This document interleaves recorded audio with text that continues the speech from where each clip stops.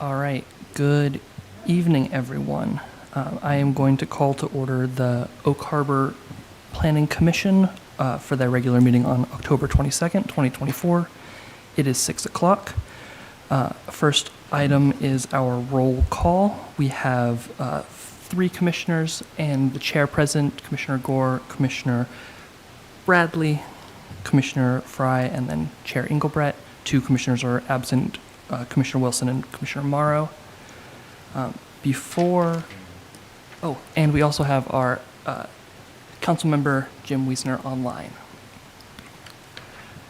Before we begin, I would invite the members of the public to join the commission in a moment of silence for our fallen aviators from VAQ 130, their families, and NAS Whidbey Island.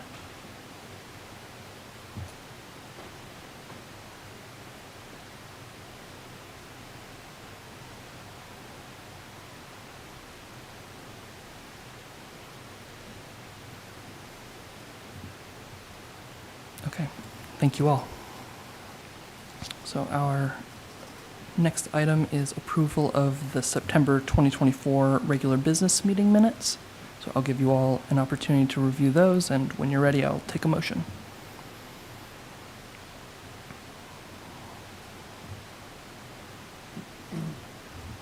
I must make a motion that we accept the minutes as written.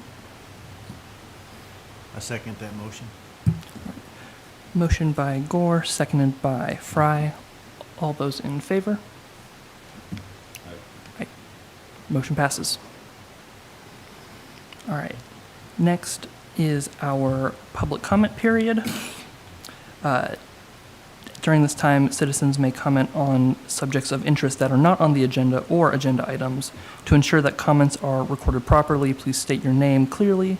Individual comments will be limited to 3 minutes to ensure maximum participation during this 15-minute time frame. Public comments may also be submitted online at www.oakharbor.gov/public comment at least 2 business days in advance of our meeting. We have not received any public comments prior to the meeting, so I'll open up this time for anyone to comment. Doesn't look like there's anyone in the room. Going once, going twice, 3 times. All right. Our next item would be public hearings, but we have none scheduled for today. And so we'll move right along to some of our discussion and presentation items. So our first presentation item is an update on our 2020-25 comprehensive plan presented by Principal Planner Kat Kamak. Thank you. Good evening, Kat Kamak, Principal Planner. I don't have a formal presentation, primarily because we don't have any real, the topics with working with county staff. I thought I'll give a quick update just on where we are and also some items that's coming forward in the next month or two.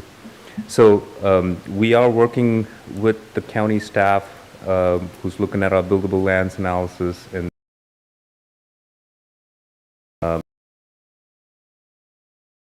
GA and so on. So this is to really work out in order to help the county and us figure out how much capacity is in the UGA, and part of that is working on our future land use map. So our future land use map covers land use designations in the UGA. Our zoning is only for the city, but our land use covers into the UGA.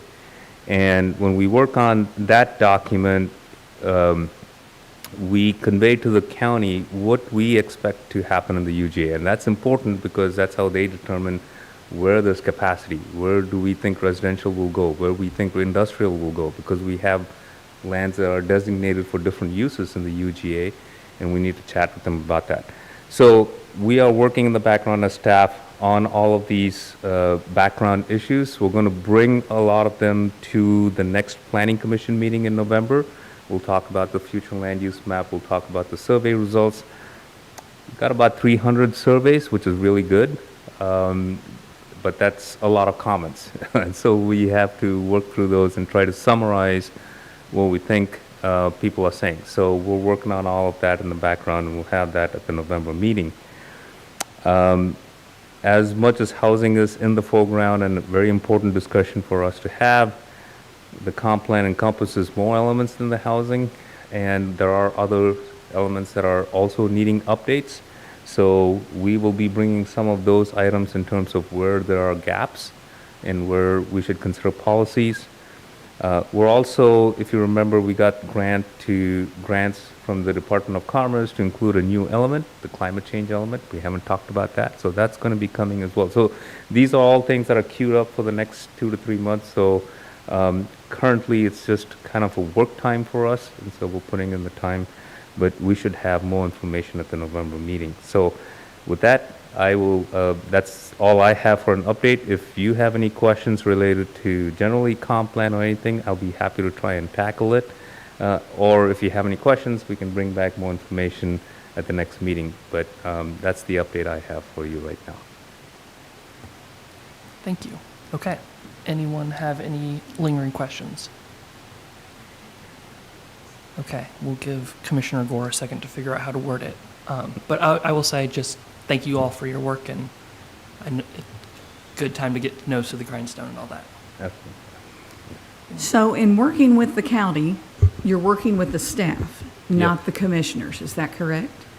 We have, well, some meetings, we have a small group of city council members that are working with us, and there's a county commissioner working. So they're not in all the meetings. So we've had 3 meetings now, and we've had 2 meetings where there were council members and the commissioner, but the other meetings are mostly staff.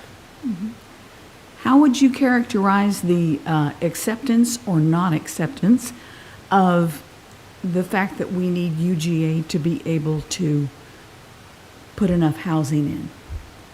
So I think we are still at a point where we're still communicating our capacity analysis to them. So I think they're still understanding, the county staff don't deal with development and zoning regulations like we do every day. And so when we do the capacity analysis based on our zoning, there's a lot of questions that they have based on general zoning, and then generally how we apply our zoning to the city. So there's a learning curve there in terms of, what we can accommodate and what are the things we're doing with the current tools. So currently we're going through that. So they have a perception that there's a lot more that the city can do. And so, but they are learning by asking the questions of us in terms of what have you done here? Is there more capacity? Have you considered this? Yes, no.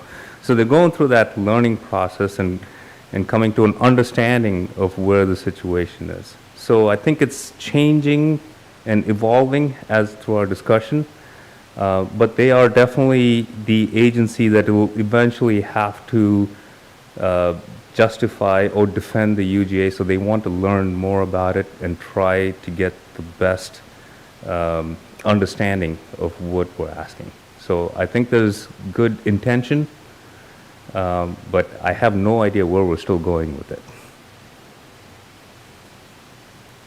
In the past, and it was not for a comprehensive plan, but I know there was a request, this several years ago, to use some of the UGA, and I believe we were turned down. Is that correct? Back in 2005, there was a request to add properties to the UGA. So this was a time before things were determined very clearly on whose line the UGA line is. So the city had planning authority to the UGA line, whereas the county had the zoning authority in the parts that are in the UGA, but not in the city. So it's a question of whose line is it? You're expanding, does the city have jurisdiction to expand a line outside of its boundaries? I mean, that was the main thing. And it's, in the planning field, these are all gray areas till the court systems come and draw a line and say, okay, this is how it is. And so during that time, the city was with the understanding that it is the city's line because we're planning for it. It's our growth boundary, et cetera. So there was an effort by the city to change the UGA and add properties. And then that information was sent to the county saying, hey, we changed our UGA, we think we need it, and here are the properties. And that's when the real discussion about whose line is it started to happen, and that's when the county started asking the questions like they do right now in terms of learning about the UGA, and that's where we learned that the line is actually the county's to change, not the city's. And that's kind of what happened in the previous. And so all the properties that were added with the city's action had to be taken out in our 2016 update because they are not valid anymore. And, you know, the whole process went through GMA hearing and the courts to say that the UGA line is the county's to draw. That's why we have this extended process with the county in terms of trying to determine where the UGA is. So it was a little different back then, and it's a little different. We've learned a lot from that, so we can't just draw lines. So we need to justify and get their help, and it's supposed to be a joint effort. And I think all of this is trying to get there to be a joint effort. And are you still hopeful that we will get all this resolved before December 2025? I don't know that yet. I'm hopeful. That's the plan. Yes, I'm hoping so. I think there'll be some work that we will do, and there'll be some work that the county has to do, and they have to go through the process. Once the process starts to get into the public realm, where we start to hold hearings, where we're having public comment, the timeline sometimes is not in the control, of staff in terms of what gets done. So we do our work, we do our best to meet the timelines, and then public input determines a lot in terms of how things happen. But we are working towards June 25 for our comp plan update. We'll still be working with the county. County is going to be working until December, so we won't be able to adopt our comp plan even if we have our work done till the county does. So there'll be time for us to hopefully work with them in getting there. So that's our idea. That's our intention, is to get there.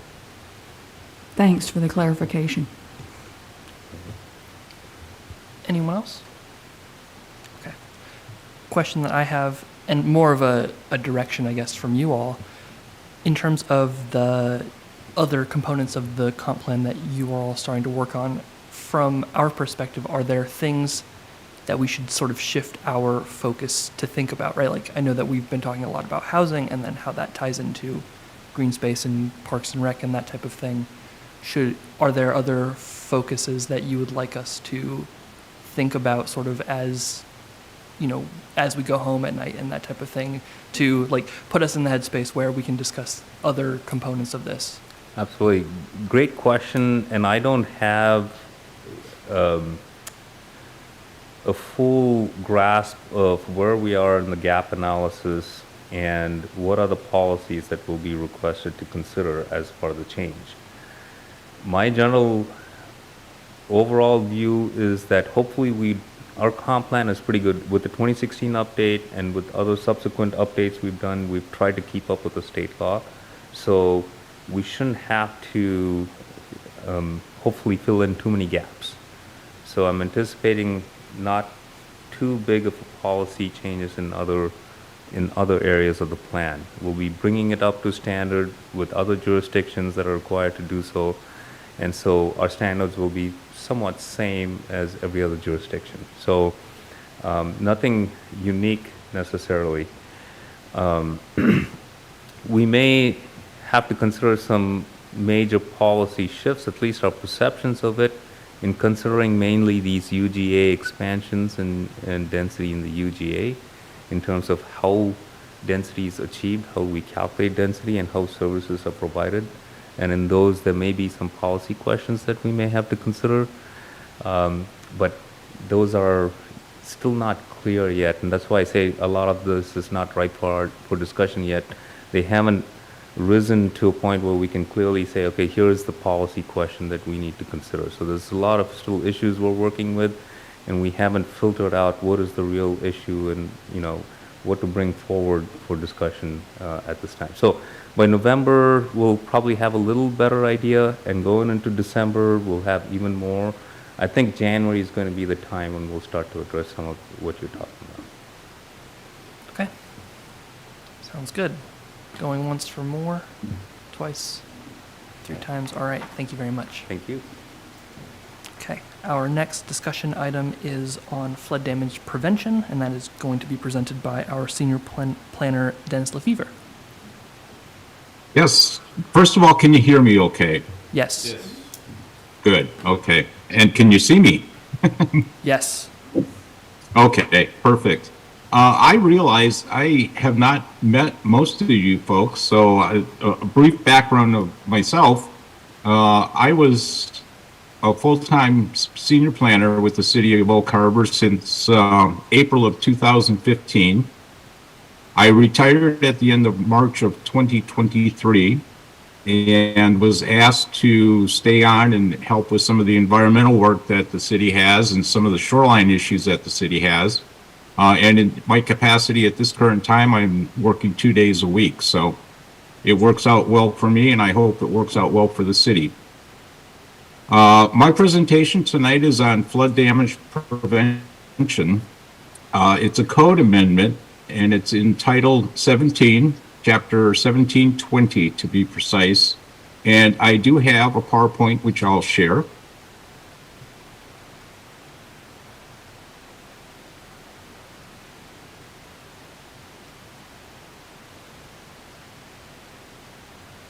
And can you see that okay? Yes. Good. Okay, good. A little background first before we get into this. I realize some of you may not have had a touch on this item since it's been a while since I actually presented to the Planning Commission. Every couple of years, representatives from the Department of Ecology come and visit communities that have flood insurance through the FEMA flood insurance rate maps and take a look at basically how we've been processing certain projects within the floodplain. They look at our ordinance, they have an open discussion session with city staff to see if there's any questions on management of flood regulations. And we actually had that community assistant visit with representatives from Ecology back in early of 2023. So about a year and a half ago. As a result of that meeting, there was a number of code changes that we needed to make to stay consistent with the regulations adopted by the state. And there were also some projects that were in non-conformance with the requirements that had been placed on development within the floodplain through the biological opinion. I'll get to describe that a little bit more as I get into my presentation. But what we did do was we actually proceeded with making amendments to Title 1720 based on the mandatory recommended changes from the Department of Ecology. We prepared a draft for that, and we included that in the packet for the Planning Commission back in November of 2023. We also at that time discussed the impacts of what's called the biological opinion. And basically what that is was a challenge by the National Marine Fisheries Service that FEMA was not administering conformance with the Endangered Species Act for developments within floodplains. Impacts to the endangered species, of course, needed to go through a process and determine whether they would be effective and to what degree, basically. That came down basically in 2008, so a number of years ago. But the requirement was pretty onerous for developments within the floodplain, meaning that they would have to prepare a habitat assessment for each project that, that would occur within the floodplain. And that is a pretty spendy item for an individual property owner. Knowing that we had some projects that were already approved that did not actually meet conformance with the Endangered Species Act brought on by the biological opinion, the city pursued doing a citywide habitat assessment for all lands within the floodplain. That document was also part of the packet back in November of 2023, and it's still available. If you do not have access to that packet, I can certainly provide that to you. But that was done by Pertit back in 2023, and it basically will help any new developments within the floodplain meet the requirements of the Endangered Species Act. Also in that packet was the draft of the code changes required by the Department of Ecology. Well, lo and behold, once we were looking at moving that code amendment forward, we realized we got an email basically from FEMA, their representative for District 10, that said, okay, well, you've got ecology's changes in your amendments that basically represent the Washington State Model Ordinance, but you don't have the language necessary for the biological opinion and conformance with the Endangered Species Act. That isn't effective statewide. It really is in effect for communities that are within the Puget Sound watershed, and it's primarily geared towards the protection of the southern resident orca situation, but it also deals with other habitat species. So knowing that we had to re-amend our code, I secured the document that's listed in the third bullet item here, the Floodplain Management and the Endangered Species Act, a model ordinance. Those changes took me a little over a year to complete, since I don't work full-time now. I do work 2 days a week, but those changes have been made to be reflected in our code. The important thing about linking the ESA requirements and the biological opinion is it will assist with developments within the floodplain to meet the ESA requirements through our habitat assessment that we had prepared citywide. It will also make our code consistent with the state and federal model ordinances. And like I said, the habitat assessment will be effective for any new developments or redevelopments within the floodplain. Excuse me. It will also put the city in a better position to potentially apply for FEMA's Community Rating System program, which essentially has the opportunity to do a lot of box checking to allow property owners and developments within the floodplain to get a reduced annual premium on their flood insurance rate. So I think that's a benefit to the community and benefit to the property owners that are within the floodplain. The attachments in your packet tonight represent basically two things. The first attachment, attachment 2, identifies all of the required Department of Ecology changes in red, all of the required changes to meet with conformance with the Endangered Species Act through the biological opinion in green, and then staff had some minor changes in blue. Attachment 3 in your packet tonight is basically the traditional strike through and underline version, where we took the existing code, the areas that we took out, we struck through in red. In the areas that we're adding, we underlined in red. So tonight's just basically a presentation on where we are with this code amendment. Basically what's next is I sent off the draft code to Ecology for a second look from their opinion. I will be contacting FEMA to make sure that what we have incorporated into our draft ordinance meets their requirements for the conformance with the Endangered Species Act. We'll look at the SEPA that we prepared probably about a year ago, make sure that that's still consistent with what we're proposing as a draft ordinance. I'll resubmit to the Department of Commerce. They have a requirement that any code amendments be sent to them 60 days prior to adoption. We'll relook at the ordinance that was prepared, probably have to redraft that and have our legal team take a look at that redrafted ordinance.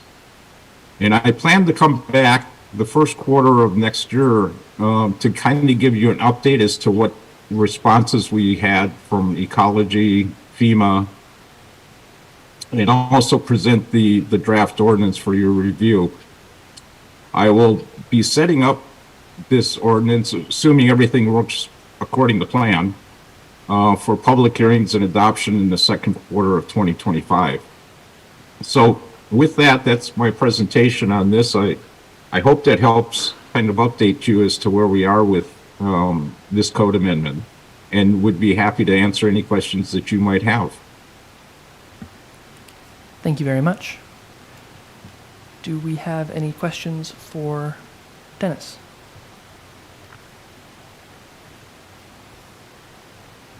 Does this end up in the comprehensive plan in some way? Well, we'll be looking at the environmental element to see, because floodplain is considered a critical area.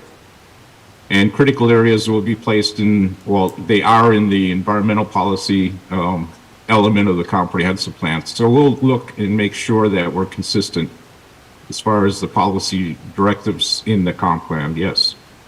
Thank you. Anyone else?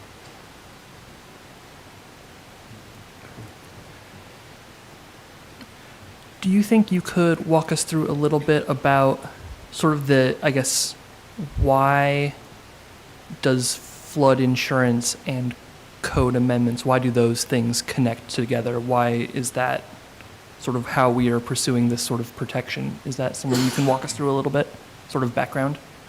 Yeah, it's through a program that the FEMA is operating, and I mentioned it's a community rating system. And if you have basically the habitat assessment prepared, your ordinance reflects conformance with the Endangered Species Act to meet the biological opinion, meets the state model ordinance recommendations through the Department of Ecology, you are able to receive some benefits because those regulations protect the habitat and the issues that pertain to development in the floodplain. And it allows FEMA to say, okay, well, the city of Oak Harbor is doing this, it's doing that, it's doing this.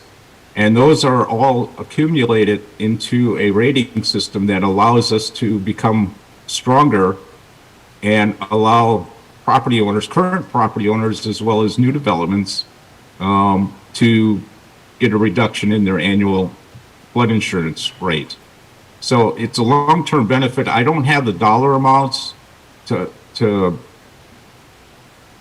you know, how effective this will be, but I'll be presenting that in the first quarter of next year as we come back. Okay, thank you. Mhm. Yeah.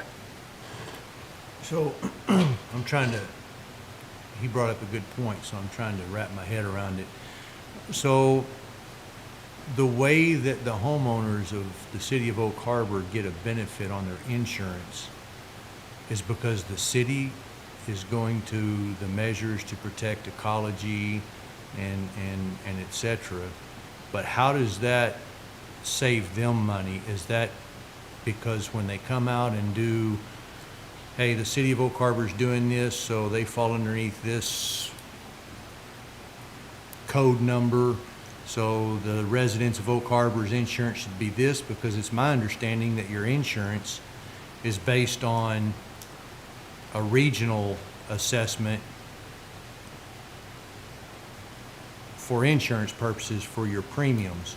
And if that's the case, how do we impact the region when we're dealing with Seattle and Bellevue and places like that? Or am I way off topic here?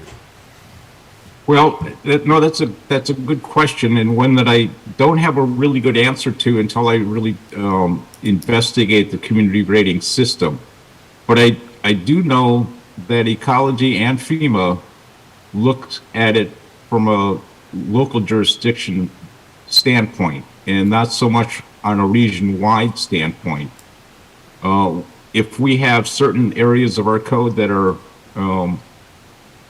that go kind of above and beyond the minimums, we will be rated as a higher community in their system. And then subsequently, it's my understanding that the annual insurance premiums for floodplain will be reduced. But again, I haven't read through the 600-page document that describes the community rating system yet, but that's going to be part of my task before I come back to you and kind of walk you through what that system is all about. Okay, yeah, because I think the public would also like to know, as well as us, on how that's effectively going to impact them and why we're taking the time and the effort to put into this. So thank you very much for your time. Absolutely. Good questions. All right, anyone else? Going once, going twice, 3 times. Thank you so much for all your work, and we're looking forward to seeing it in a few months. Thank you. All right, our third discussion item is going to be led by Director David Kuhl about our November Planning Commission meeting schedule. Take it away. Thank you, Mr. Chairman, members of the commission. As you can see from CAC's presentation tonight, there's a lot of comprehensive plan activity going on.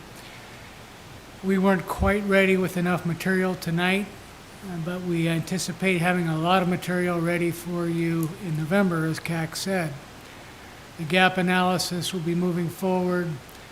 The survey that we did will be ready, so you'll see the results from that. A number of other comp plan topics will be discussed. So what we're trying to do is set up a joint meeting with the City Council. As you know, we tried to do one of those in September, and we ran into complications, so we had to cancel that. But we're going to take another run at that on November 20th, and that's at the regular City Council workshop day. And that's always midday, 1 o'clock in the afternoon. So understanding that a lot of you work and maybe cannot get away, we want to survey you to see if that November 20th date will work for you to be here and take advantage of a joint workshop with the City Council. It'll be very informative. It'll provide a lot of background on the comprehensive plan for you and give you a good update. Our consultant will be here to help with that as well. So we want to make sure that it works for you and is convenient. So we would like to ask those 4 of you that are here tonight to see if November 20th will work. I think Commissioner Fry already mentioned that he's busy on that particular day. And so we want to ask the other 3 of you to see if that will work. If not, we have another option. We could hold our regular meeting the day before on the 19th, which is scheduled. And so we would not have to cancel our meeting on the 19th tonight and reschedule your meeting to the 20th. So that's the decision we have to make.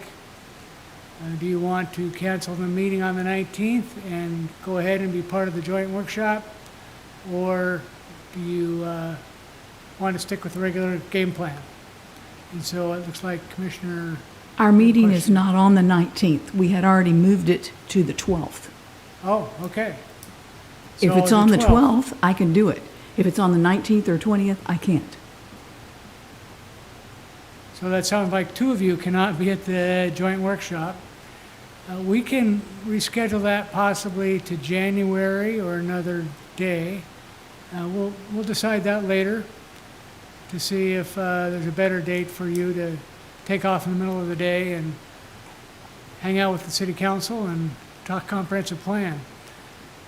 So it sounds like the 12th would probably still work for those of you who are here. Okay, good. So Sarah, it sounds like we'll just stick with the game plan the way it is. And maybe we'll start talking in the future about scheduling a joint workshop to talk comprehensive plan, maybe January, February, something like that. We'll have to work that out with the administration and the city council. So thank you for your feedback. That's helpful. Okay, very good. Anything else? Okay. Just about. Okay. With those, our discussion action presentation items are concluded, and we will move on to member comments. Does anyone have any member comments that they would like to comment? Commissioner Gore. So I had an interesting conversation with a member of the staff of a retinologist who comes to Oak Harbor twice a month.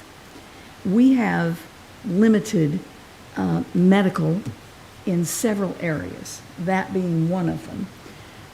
And so a lot of us have to do things like go over to Mount Vernon or Anacortes or even as far as Everett. And so my question, we talked about buildable land for commercial and industrial, but is there a place in the comprehensive plan for what we might like to encourage coming to Oak Harbor?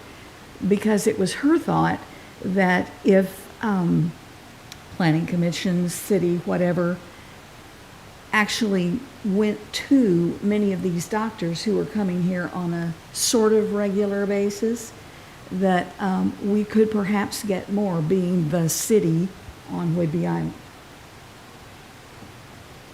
I think that's an excellent question for CAC, but Yes. I think, but I don't see why. I don't think it's come up, has it, that we've even talked about it? Yeah, we just kind of glossed over the Yeah. commercial aspect of it, but not necessarily what we're trying to attract. I brought that up Oh, yeah, microphones. For the first meeting that I was here, I asked that question about including back when they annexed in the property on 16th Street, Northeast 16th. I asked the question at that time to the city council members, is if we're annexing this in, and plus if we're also building all of these new houses, which is supposed to bring in all these new families, what are we doing for police, fire, roads? I did not bring up the hospital, but what are we doing to ensure that we can meet all of the needs, all of the public requirements that we as a city are required to provide? I know we have a hospital in Coopville, but it doesn't have all the amenities of Everett or Mount Vernon. And the way they're wanting us to grow, we're gonna have to really think hard about that as well, so that's a very good point. I'd like to see it be part of the plan if we could. And I'll just jump in real quick, like, and let you guys know that I've been a very vocal conversationist involving the commercial entity as we move forward. Currently, the buildable lands analysis for commercial, based on a 50% redevelopment of existing commercial plus developing all of our existing commercial in the community, only accounts for 1,200 potential new jobs when we're looking at obviously a lot bigger number of new houses, right? And so obviously what's a community without a place to work? So one of the conversations we were having with county staff, for example, is talking about commercial pods within the residential areas.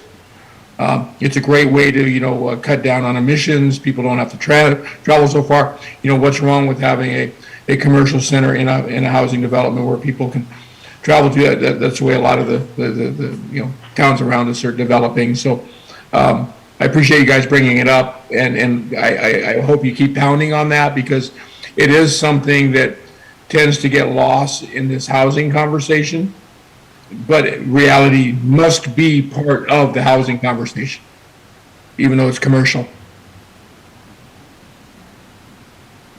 Very good. And just to add to that, you said 1,200 jobs, but that doesn't include all the kids and the spouses who aren't working. So when you're talking about 5,500 homes that we're gonna have to build, that's a lot of population that's added to the community. And right now, I don't think our hospital at Whidbey General could handle that additional population. So I think, if I'm not mistaken, that's what Commissioner Gore was bringing up is, we need to look at the commercial side of the hospital and the facilities like that, that we need to make sure that we have available for the public. Well, for instance, the Navy sends their people who have what are called medically fragile children to Whidbey Island because we supposedly are closest to care because of Seattle Children's. Seattle Children's is a long way away, and they can't get much beyond a pediatrician in this area.